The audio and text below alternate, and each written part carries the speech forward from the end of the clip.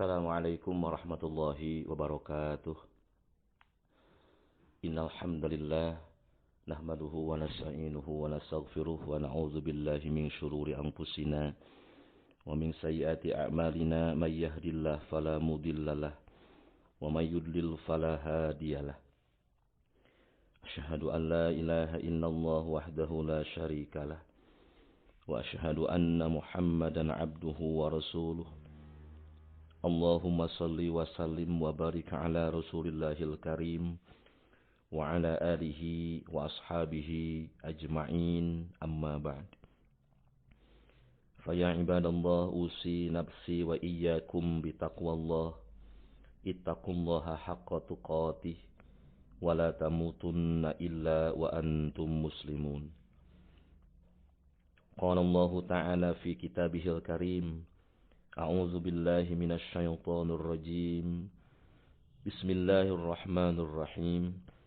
Falamma taghasyaha hamalat hamlan khafifan famarrat bih. Falamma asqalat da'wa Allah rabbahuma la in ataitana salihan lanakunanna minasy syakirin. Shadaqallahul azim wa shadaqa rasuluhun nabiyul karim. Wa nahnu ala zalika minasy syahidin wasyakirin walhamdulillahi rabbil alamin.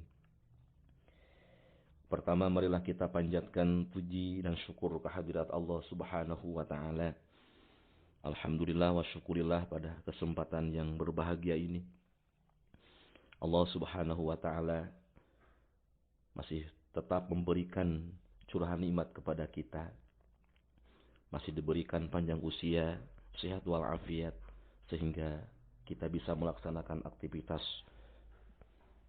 yang mudah-mudahan aktivitas ini mendapatkan pahala, ridho dan maghfirah dari Allah Subhanahu wa taala. Amin ya Allah ya rabbal alamin.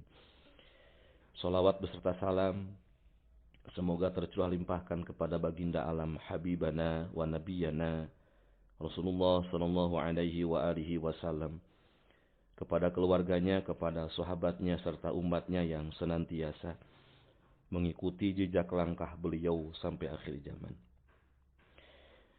Jamaah Salimah Ciamis yang saya hormati, alhamdulillah pada kesempatan ini saya bisa bersilaturahim bersama dengan para jamaah, walaupun pengajian secara online, dan mudah-mudahan walaupun dengan secara online, Allah Subhanahu wa taala memberikan keberkahan dan kemanfaatan terhadap apa yang akan saya sampaikan, yang hakikatnya adalah dari Allah Subhanahu wa taala.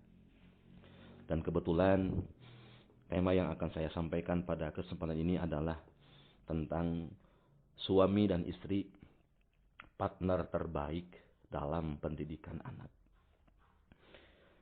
Para jamaah salimah yang berbahagia, kalau kita perhatikan di dalam Al-Quran, pendidikan anak tidak semudah membalikan telapak tangan. Sebab saya yakin semua orang yang memiliki anak pasti menginginkan anaknya menjadi anak yang soleh atau solehah. Dan ketika proses mencetak anak menjadi anak yang soleh dan solehah, itu memerlukan perjuangan yang dahsyat luar biasa, sehingga harapan dan cita-cita orang tua menjadikan anak yang soleh dan solehah tercapai. Dan ini merupakan kebahagiaan yang hakiki, kesuksesan yang hakiki ketika seorang orang tua mendapatkan anaknya soleh dan soleha. Di dalam Al-Quran, ketika seorang orang tua menginginkan anak yang soleh dan soleha, proses yang harus dilaksanakan sesuai dengan petunjuk Allah Subhanahu wa taala itu dimulai daripada fase kandungan. Jadi bukan kita menginginkan anak yang soleh dan solehah, akan tetapi kita berprosesnya ketika sudah lahir. Padahal Al-Quran menyebutkan proses untuk mencetak anak menjadi soleh dan soleha. Itu proses awalnya itu dimulai di dalam kandungan ketika anak berusia 0 sampai dengan 9 bulan. Dan ini diabadikan oleh Allah Subhanahu wa taala di dalam Al-Qur'an. Surat Al-Kahfi ayat 189. A'udzubillahi minasyaitonirrajim. Falamma taghasyaha hamalat hamlan khafifan famarat bih. Falamma asqalat da'awallaha rabbahuma la in ataitana sholihan lanakunanna minasyakirin. Ayat ini menerangkan tentang peran suami dan istri untuk menjadikan anaknya menjadi anak yang soleh dan soleha. Allah menceritakan tentang sebuah keluarga yang kedudukannya, keluarga tersebut adalah bukan seorang nabi, bukan seorang rasul, tapi manusia biasa. Dan namanya adalah Imron sebagai seorang suami dan Hana atau Siti Hana sebagai seorang istri. Dan ini diabadikan oleh Allah Subhanahu wa taala ketika Hana mengandung. Kandungannya ini yang nanti akan menjadi seorang wanita yang paling soleha ketika itu, yakni adalah Siti Maryam. Bagaimana peran orang tua untuk mencetak anak yang soleh dan solehah menurut pandangan Allah Subhanahu wa taala dalam Al-Qur'an? Ini dimulai sejak di dalam masa kehamilan. Falamma taghasyaha hamalat hamlan khafifan famarat bih. Yang artinya, maka setelah dicampuri, istrinya mengandung kandungan yang ringan dan terus dia merasa ringan beberapa waktu. Kemudian ketika dia merasa berat, keduanya suami istri bermohon kepada Allah Subhanahu wa taala. Nah, ini ada kalimat palama asqalat da'awallaha rabbahuma, suami dan istri. La in ataitana sholihan lanakunanna minasyakirin. Jadi ketika dalam fase kandungan, ketika seorang suami dan istri menginginkan anak yang solehah pada masa saat kehamilan itu, suami dan istri berdoa kepada Allah Subhanahu wa taala. Jadi yang pertama, menurut Al-Quran, ketika kita menginginkan anak yang soleh dan solehah, yang paling pertama adalah berdoa. Berdoanya bukan istrinya saja, akan tetapi berdoa dengan suaminya. Dan ini disebutkan, la in ataitana sholiha lanakunanna minasyakirin. Nah, ini petunjuk dari Allah Subhanahu wa taala ketika kita menginginkan anak yang soleh dan soleha. Dan yang paling pertama adalah peran seorang suami dan istri pada masa kehamilan harus meminta berdoa kepada Allah Subhanahu wa taala supaya anaknya menjadi anak yang soleh dan soleha. Dan ini juga para jamaah salimah yang berbahagia diterangkan oleh Allah Subhanahu wa taala di dalam surat Ali Imran, ya, ayat 35. A'udzubillahi minasyaitonirrajim. Id qalat imra'atu Imran rabbi inni nadartu laka ma fi batni muharraran fataqabbal minni innaka antas samiul alim. Ketika istri Imran berkata, Rabbi inni nadartu laka ma fi batni, ya Tuhanku, sesungguhnya aku bernadar kepadamu, ma fi batni, janin yang dalam kandungan aku, kata Siti Hana, muharrarang fataqabbal minni, menjadi hamba yang mengabdi kepadamu. Fataqabbal minni, maka terimalah nadar itu dariku. Nah, ini ketika Siti Hana mengandung Siti Maryam, Allahu Akbar, beliau meminta kepada Allah Subhanahu wa taala, Rabbi ini nadartu laka ma fi batni muharrarang fataqabbal minni. Ya Allah, aku bernadar kepadamu, apa yang ada di dalam kandunganku ini mudah-mudahan menjadi hamba-hamba yang dekat denganmu, menjadi hamba yang mengabdi kepadamu, maka terimalah permintaanku ini, kata Siti Hana kepada Allah. Innaka antas samiul alim. Falamma wada'atha qalat rabbi inni wada'tuha unsa wallahu a'lamu bima wada'at walaysa dzakaru kal unsa wa inni sammaituha Maryam wa inni u'iduha bika wa dzurriyyataha minasyaitonir rajim. Terus Siti Maryam berdoa kepada Allah ketika mengetahui kandungannya adalah seorang wanita yang nanti akan menjadi Siti Maryam, tetap dalam kandungan, masih dalam kandungan, beliau dan suaminya berdoa kepada Allah Subhanahu wa taala, wa inni u'iduha bika wa dzurriyyataha minasyaitonir rajim. Ya Allah, aku memohon kepadamu perlindungan terhadap apa yang ada dalam kandunganku. Mudah-mudahan keturunanku mudah-mudahan dijauhkan dari godaan setan yang terkutuk. Dan ini awal daripada peran seorang suami dan istri ketika menginginkan anak yang soleh dan solehah. Jadi yang pertama, ketika hamil terus menerus berdoa kepada Allah Subhanahu wa taala. Hadirin jamaah salimah yang berbahagia. Kemudian yang kedua, bukan hanya saja doa yang kita panjatkan kepada Allah Subhanahu wa taala. Yang namanya doa harus seiring sejalan dengan ikhtiar kita sebagai suami istri. Kalau kita menginginkan anak kita menjadi anak yang soleh dan solehah, dan kita meminta kepada Allah, dan suka ada seorang suami dan istri meminta kepada Allah, ya Allah, mudah-mudahan anak saya menjadi anak yang soleh dan solehah, itu tidak cukup. Maka yang kedua yang perlu dilakukan oleh seorang suami istri setelah mereka berdoa kepada Allah Subhanahu wa taala ketika hamilnya, ya, maka yang kedua adalah jangan berikan yang haram. Jangan berikan apa yang ada di dalam kandungan itu dengan makanan-makanan yang haram, minuman-minuman yang haram, dan perangkat-perangkat yang haram. Kenapa demikian? Sebab bagaimana bisa menjadikan anak kita menjadi anak yang soleh dan solehah ketika asupan yang dimasukkan ke dalam anak tersebut adalah semuanya barang yang haram.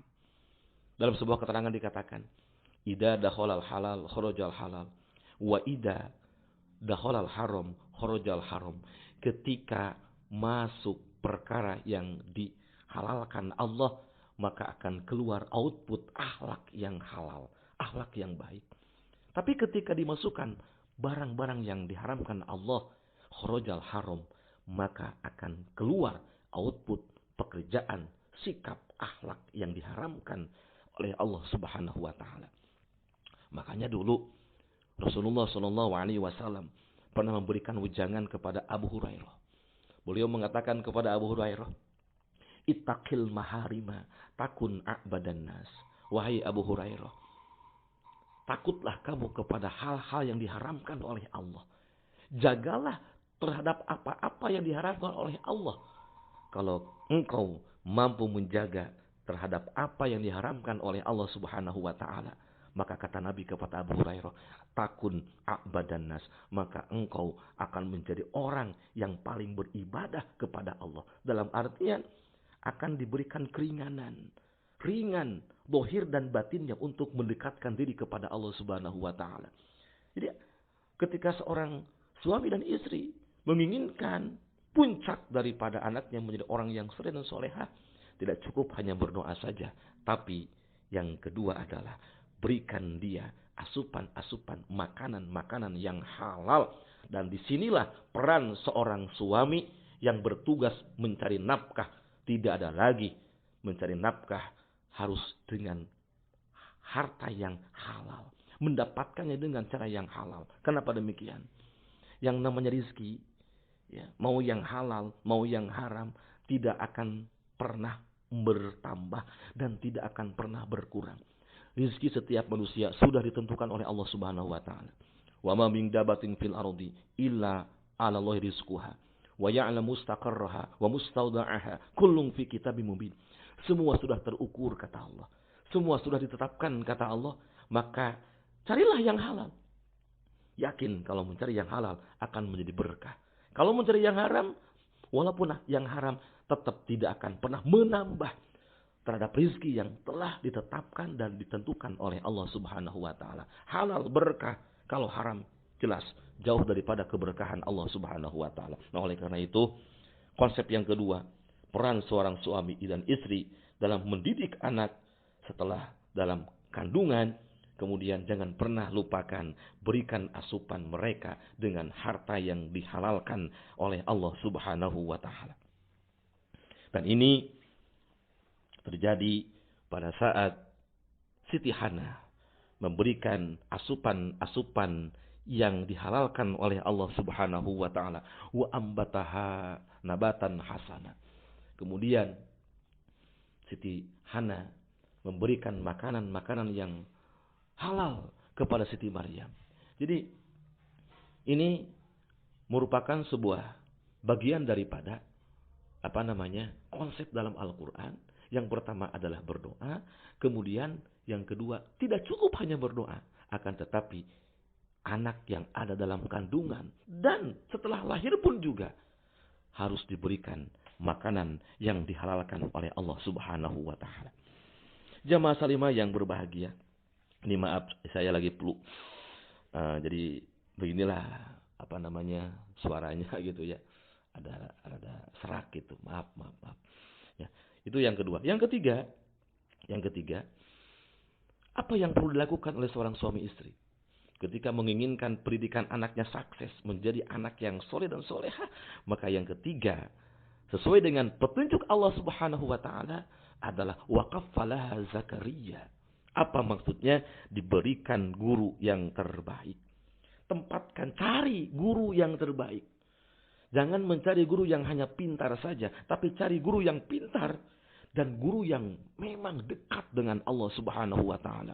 Kalau misalkan kita mencari guru yang hanya pintar saja, tidak orang yang dekat dengan Allah Subhanahu wa taala, dipastikan maka anak kita yakin tidak akan menjadi orang yang soleh dan solehah. Kenapa demikian? Sebab contoh yang diberikan guru itu lebih utama daripada keilmuan yang ada pada guru tersebut. Siapa? Nabi Zakaria. Siti Maryam setelah lahir kemudian diberikan makanan yang halal. Allahu Akbar.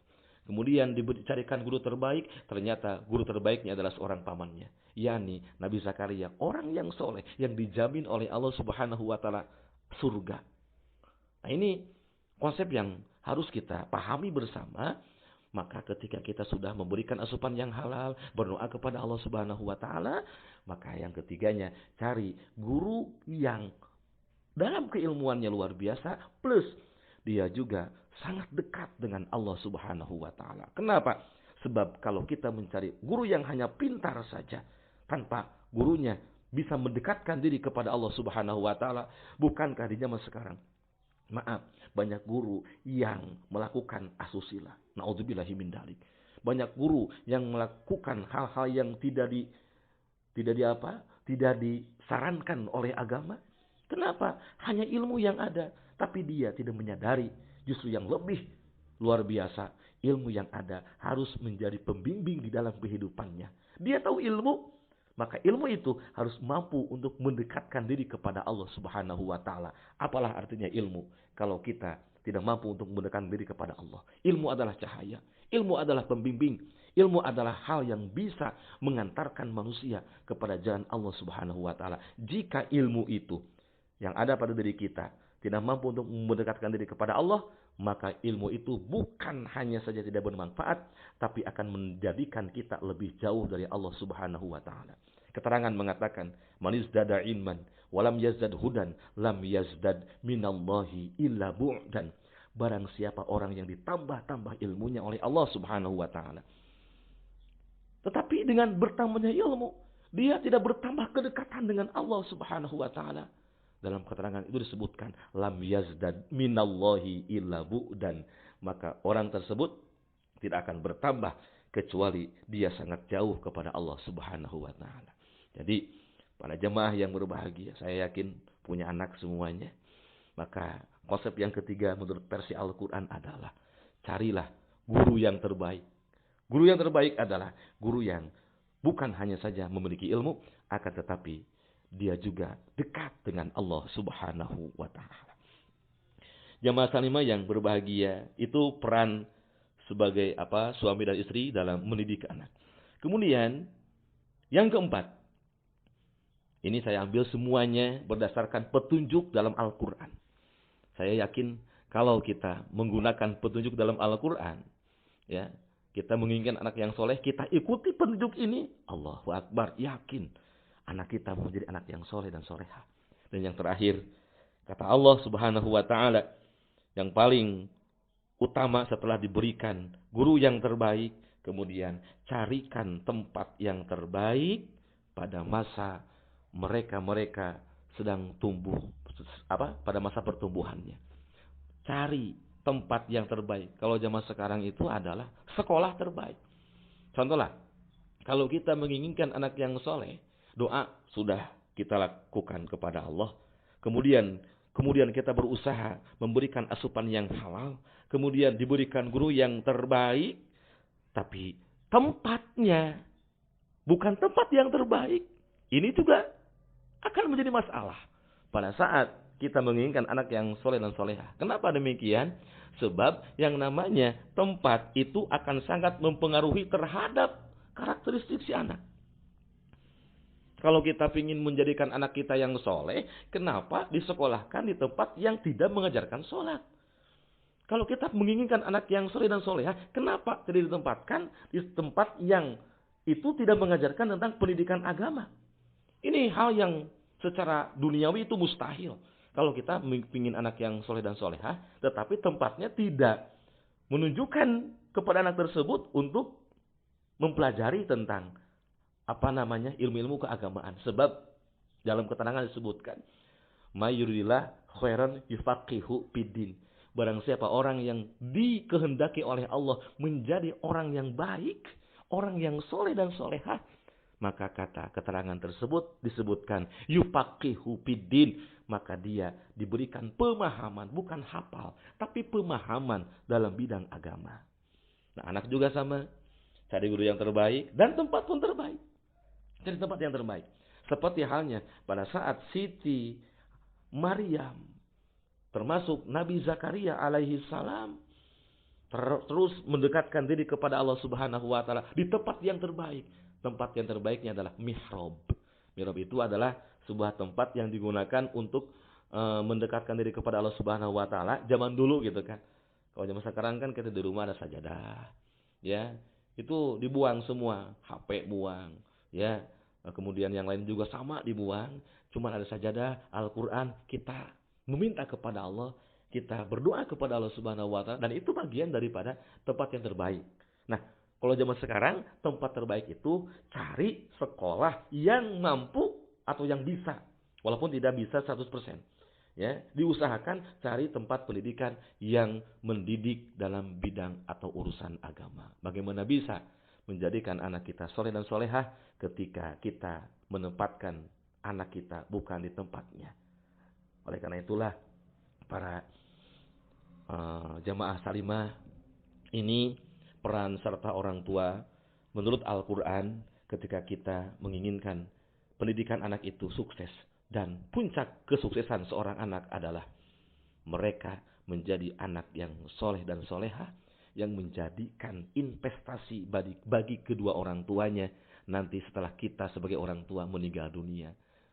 Dan insya Allah setiap doa yang dipanjatkan oleh anak kita, dengan syariat kita telah mendidik mereka dengan anak yang soleh, maka ketika kita sudah meninggal dunia, doa tersebut akan mengalir kepada kita. Ini bagian daripada kebahagiaan dan kesuksesan yang hakiki bagi seluruh orang tua, yakni menjadikan anaknya anak yang soleh dan soleha. Tapi para jemaah yang berbahagia, maaf,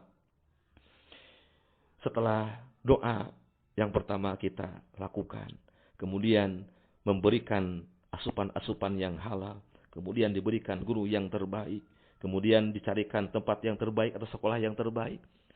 Ada satu lagi yang perlu kita pahami. Apa? Kullu mauludin yuladu alal fitrah, fa'abawahu yuhawidanihi aw yunassiranihi.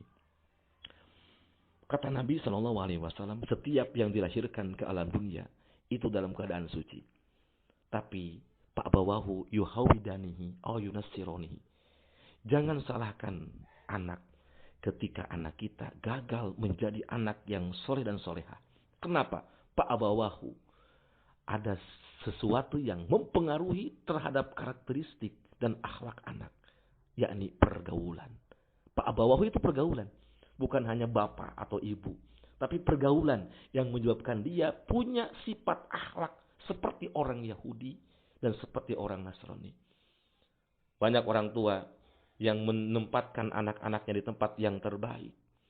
Asupan-asupan yang halal setelah keluar pulang daripada sekolah. Dia bergaul dengan orang-orang yang memang tidak tidak sesuai dengan aturan Allah Subhanahu wa taala. Bergaul dengan pemabuk, bergaul dengan tukang main game. Setidaknya itu yakin anak akan terpengaruh.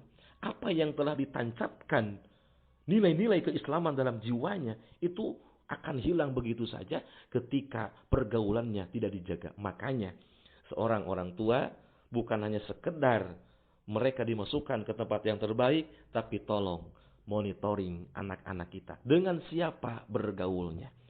Dalam kitab Talim Talim disebutkan, kalau kita ingin bergaul dengan seseorang, jangan melihat orangnya, tapi melihat siapa di belakang orang tersebut. Anil mar'i la tas'al wa absir qarinahu fa innal qarina bil muqarini yaqtadi. Tentang seseorang jangan kau tanyakan, tapi tanyalah siapa di belakang seseorang tersebut. Jadi kalau misalkan saya ingin bergaul dengan si A, jangan melihat si A-nya, tapi lihatlah siapa di belakang si A. Sebab itu yang akan mempengaruhi terhadap karakteristik si A. Oleh karena itu, pada jamaah salimah, saya juga sama punya anak yang pasti pingin mendapatkan pingin punya cita-cita mendapatkan anak yang soleh dan soleha. Tiada lagi, maka kita usahakan setelah dicarikan tempat yang terbaik.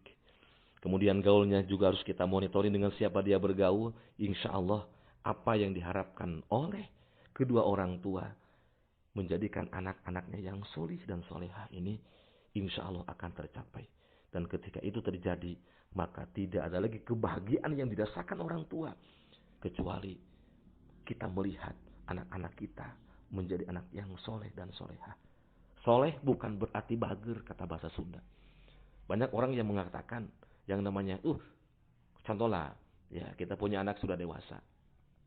Kemudian sudah bekerja anak kita. Kemudian tiap bulan, tiap tahun, dia selalu memberikan uang kepada kita sebagai orang tua. Dan banyak orang tua yang salah menafsirkan soleh dan bager. Putra Abi mah soleh.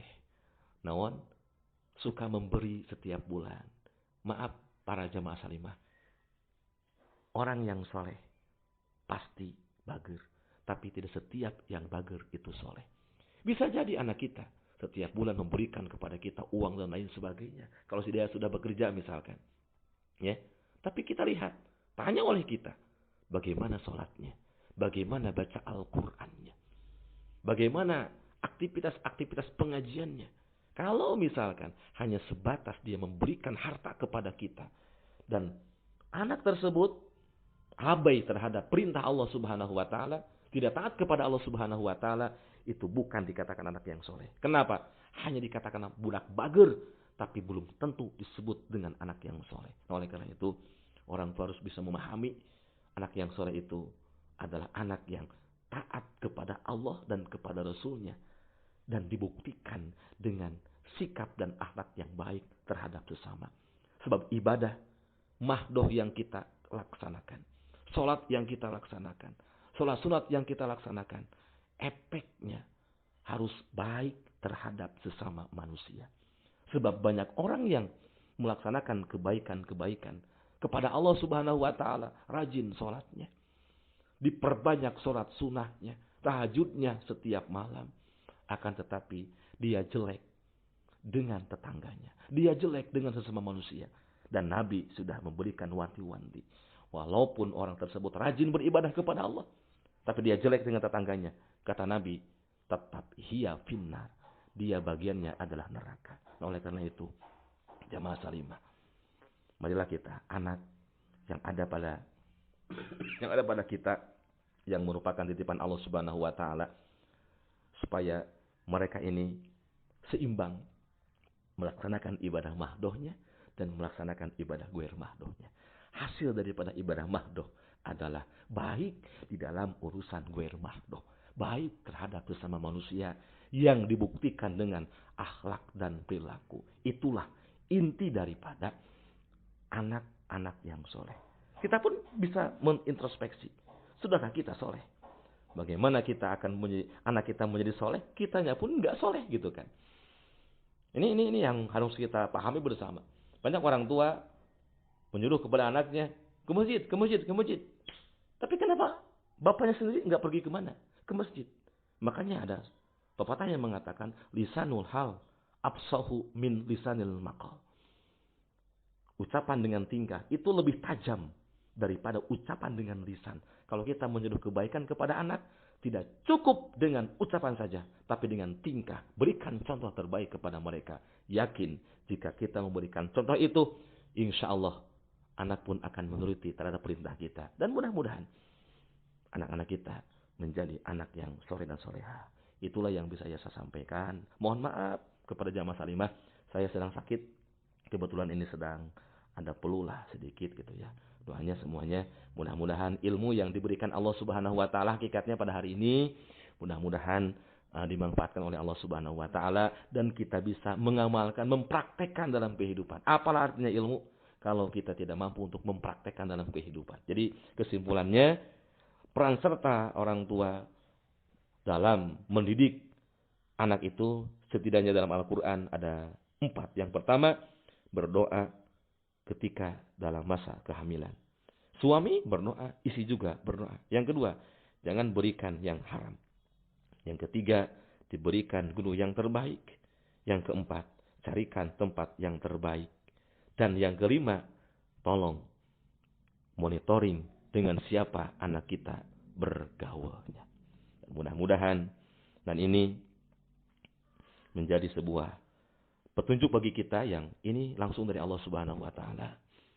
Ya, dan mudah-mudahan kita bisa mengamalkannya. Itu mungkin yang bisa saya sampaikan pada kesempatan ini. Oh iya, ada yang lupa. Maaf, ada yang lupa ya. Ini kalau ke anak itu kan ada masa-masanya, Bu, ada masa-masanya. Satu, ada masa anak masih kecil, itu masa kita sayang-sayangnya ya. Kalau masa sayang berarti tidak ada perintah, hanya sayang. Kemudian ada masa balik gitu kan. Ada sayang, ada perintah. Nanti itu adalah bahasannya beda lagi. Kemudian ada masa partner.